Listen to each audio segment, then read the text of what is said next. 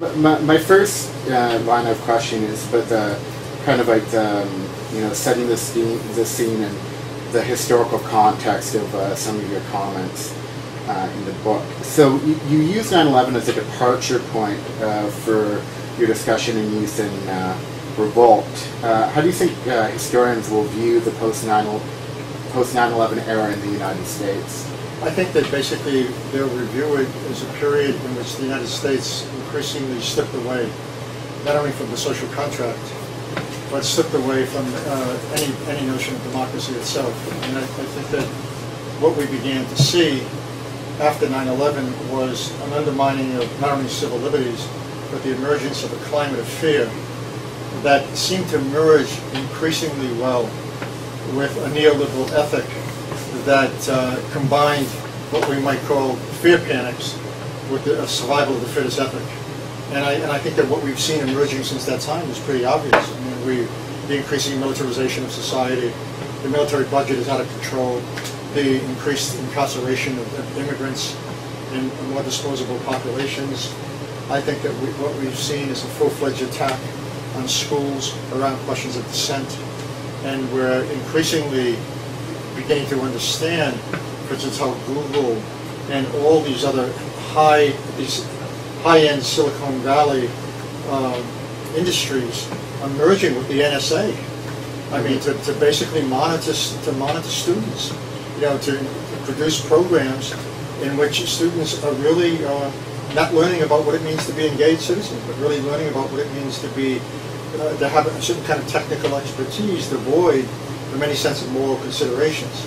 I mean, I'm really struck by a comment that came out regarding Edward Snowden, where the head of the NSA, I believe, or maybe it was General whatever, McCracken, I forget his name, said, well, we have to be very careful with this generation because they have the brains, but they also harbor a kind of anti-authority ethic that we essentially have to get rid of. That's frightening. I mean, that's frightening. So for me, 9/11 is a turning point in which all the sins of the 1970s and the move towards the divorce of what I would call economics from morality now takes on a more militarized sort of overarching sort of umbrella that meshes with a climate of fear and a claim to security in which we all become potential terrorists. Interesting. No, I'm gonna come back to that point in a few questions. So, departing the United States, how do you think historians are going to view the early part of the 21st century in light of the wars, the global financial crisis, globalization, and the rise of India and China as economic powers? Well, I mean, there are two questions there, right? Yeah. I think the first question is they're going to view the beginning of the 21st century as the rise of the second Gilded Age. That in fact history repeats itself as tragedy, not as farce. In which all of a sudden we have a new mode of sovereignty emerging. And it's not political sovereignty, it's corporate sovereignty. All of a sudden matters of governance and matters of law are now being rewritten, not by the public, and certainly not by competing political interest in the old sense of the term, but basically being written by corporate interest. Whether you're talking about lobbyists writing the environmental protection laws, or you're talking about the ongoing exchange between government officials and high industry positions, whether they're in intelligence, whether they're in defense. I think people will be shocked at the degree to which in the 21st century democracy lost all vestiges of any mode of legitimation outside of an appeal to the ritual of elections. Okay. So when do you think things started to go wrong? Can you briefly sketch out how? Well, I think they really began to take a nosedive under Reagan. I mean, I think that what we saw with the emergence of the election of Reagan were at least three things, right? I mean, we saw the emergence of the hatred of government ethic, the notion that government is the problem rather than the solution, and hence the move towards privatizing everything. That was the first issue, right? Secondly, we saw a persistent racism beginning to emerge. I mean, this is the era in which all of a sudden, from Reagan right down to Obama, I mean, you begin to see this attack on anybody who is involved in the welfare state. The presupposition that dependency is a burden, and actually more than a burden, a pathology. Thirdly, you see, and there's more than three, you see the rise of the incarceration state, right, from the 1980s on, and particularly under a Democratic president, under Clinton, right? You begin to see laws being passed, the anti-drug laws, the anti-crack laws in particular. My God, I mean, to go from 300,000 or 400,000 in the 1970s to 2.3 million people being incarcerated today, that's the rise of the punishing state. So you really begin to see the rise of the punishing state. Yeah, I take it you've seen the graph.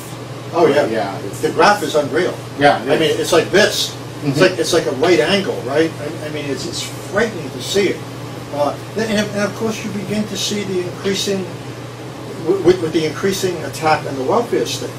You also have the rise of the punishing state and what I call the military-industrial academic complex, right? Where you see the merging of these commanding institutions around the language of command, around the language of fear, and around the language of militarization. No longer do you find a nation being held together by shared responsibilities. You now find a nation being held together by shared fears. I mean, this new law that, for instance, Obama, this is the apex of this, right? This new law that Obama has now passed for all the government agencies, saying that it's perfectly legitimate for people to spy on each other, you know, to basically mistrust each other and to watch each other. For instance, if you're going through a divorce, then you become vulnerable. You know, you could possibly crack, leak information. This is amazing. I mean, this is like the Stasi, you know, in the German Republic, the Democratic Republic. And I think you couple that with this war on youth that we've seen emerge since the 1980s. And, you know, you have 5 or 6 major tendencies. And, of course, the concept of permanent war is another one. I mean, the United States moves from a welfare state to basically a warfare state. So these are all very serious transgressions and moves into what I would call basic elements of the new authoritarianism. And I think the other issue is the increasing religionization of politics. Right? I mean, the Rick Santorums of the world, right?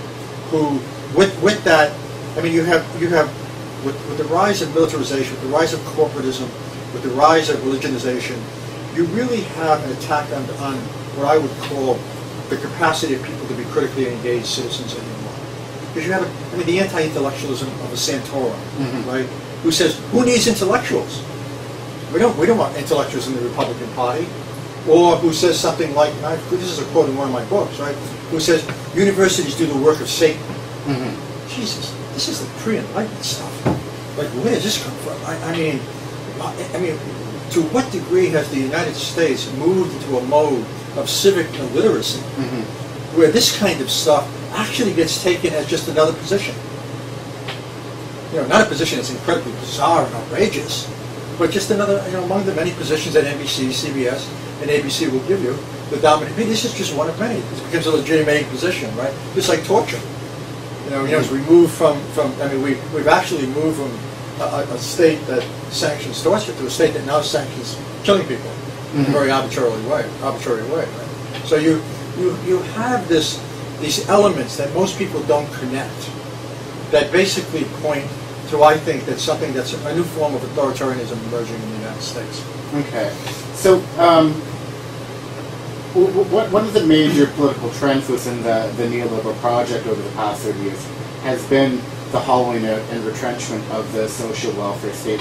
Can you explain how this process was carried out and is being carried out to this day?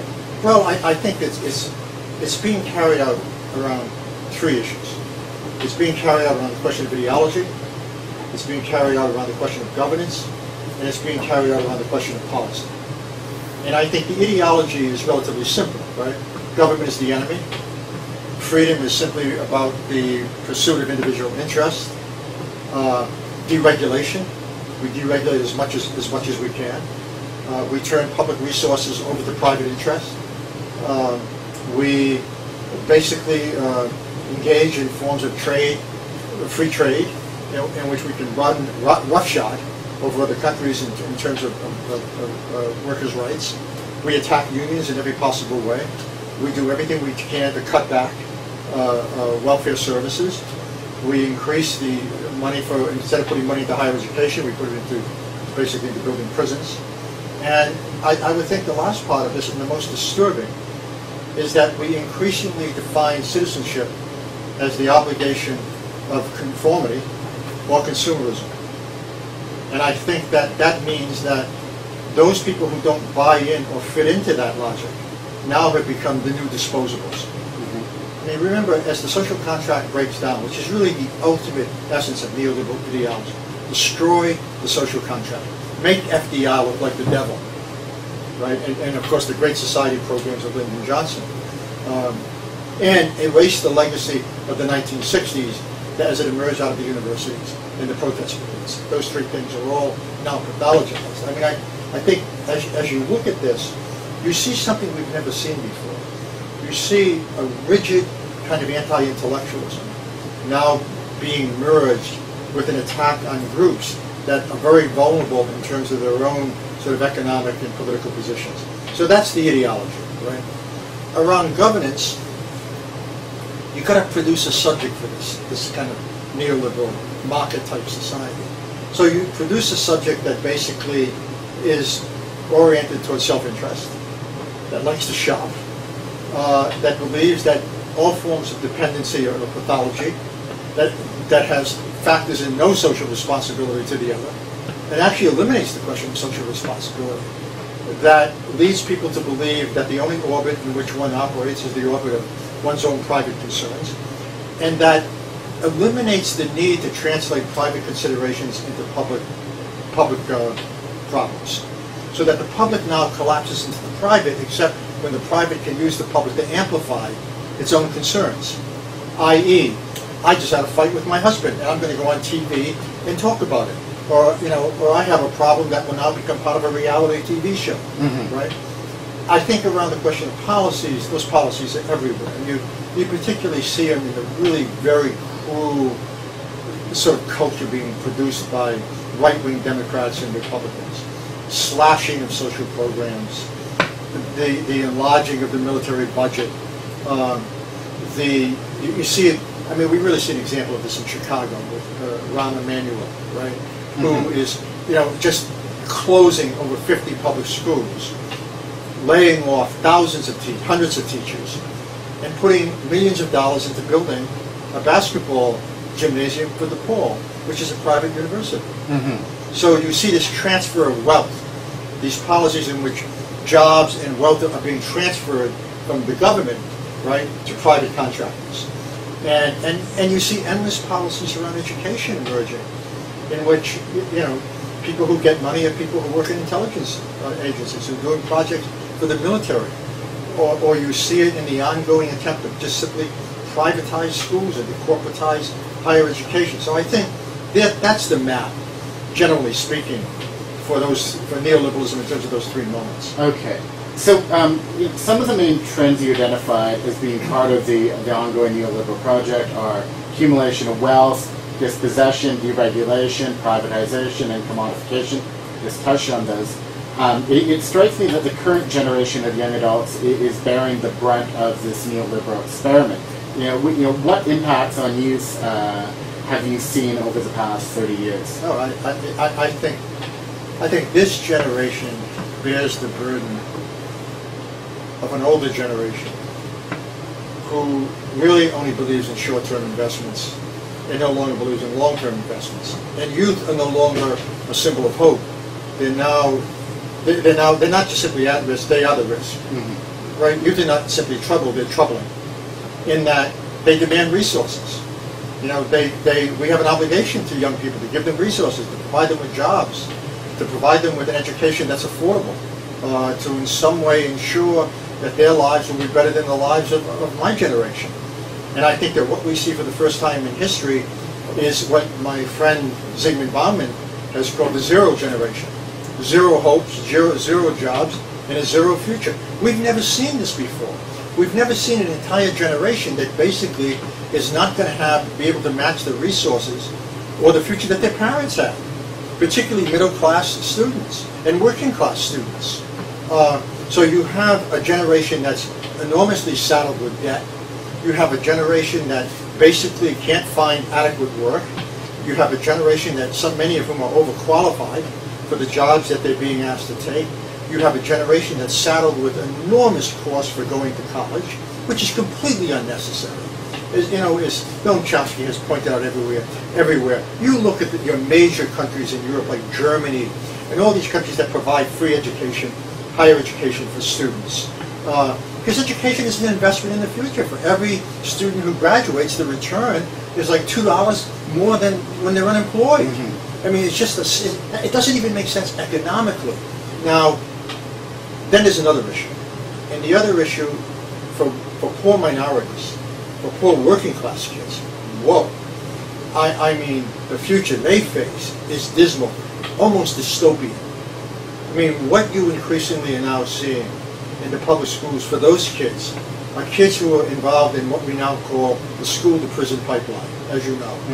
Right? You have kids who are in schools that are mainly housed by police, and whenever you put the police in schools, they don't upgrade security. What they do is they increasingly promote the criminalization of the most trivial of behaviors on the part of children, young children, and end up handcuffing them, putting them in police cars, and booking them for crimes that in the past you would have talked over, for transgressions that you would have talked over with a gym teacher or a guidance counselor. So you have the increasing criminalization of a generation like we've never seen before.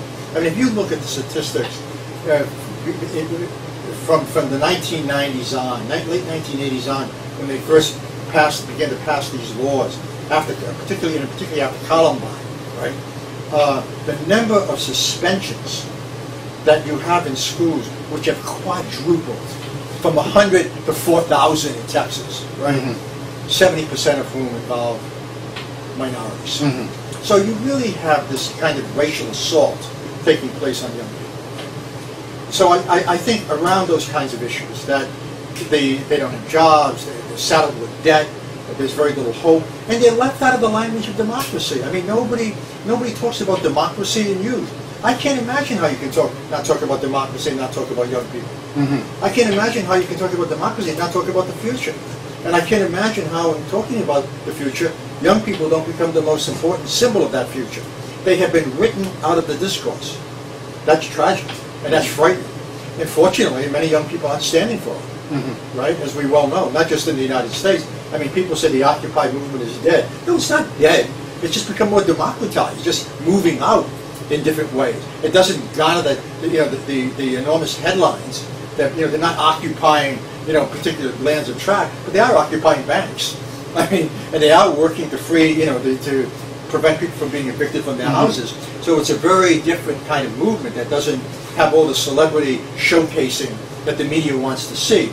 So I have a lot of hope in young people. We're going to return to that. All right.